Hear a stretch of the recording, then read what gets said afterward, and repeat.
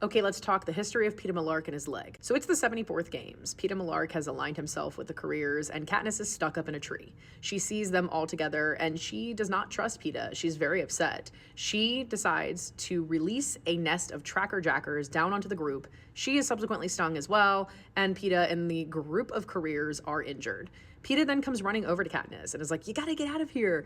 And that's when she starts to question, wait, why did he do that? But that's also the moment that Cato is like, "Oh, you're not actually with us." Cato realizes that Peeta has been helping Katniss and leading them away from her, and they get into a physical altercation. In that physical altercation, which of course happens off screen because in the book we are reading from Katniss's perspective and we only hear about this through Peeta's retelling, Peeta is injured with a sword to the leg. The text describes it in a way that makes it sound like it is above the knee, mid to low thigh. Peeta is injured, he goes off and hides. He camouflages himself in the riverbed. We get that awful scene in the movie where he looks like a boulder. Claudius Templesmith announces a change in the games, and now you can go home with your victor partner if you finish the game together. So Katniss realizes, I gotta go find Peeta.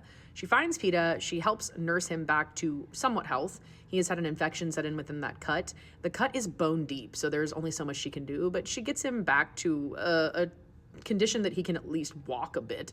Then they make it to where they are the final two. It's them and Cato. So they have to go to the Horn, and Cato is coming through in that armor, and he's being chased by mutts. At this point, Katniss gets up onto the cornucopia. She reaches down to help Peeta, and Peeta's leg is bit onto by the mutts, and it's the same leg. A pair of teeth ring together just inches from my hand, and then I hear Peeta cry out. I feel the yank on his body, and the heavy weight of boy and mutt pulling me over the side.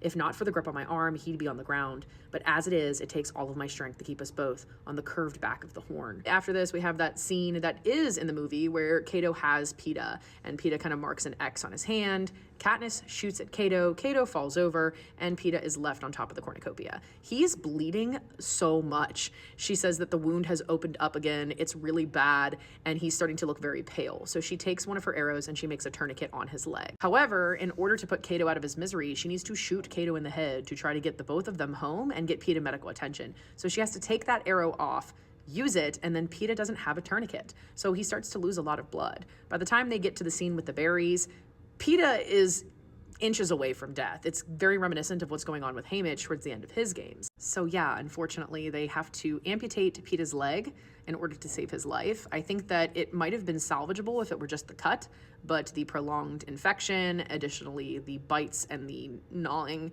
from the mutts, caused the Capitol to have less options. I also think that they were happy to replace him with a robotic part from the Capitol that they could maybe potentially control and use to weaken him because he was aligned with the careers and was very strong.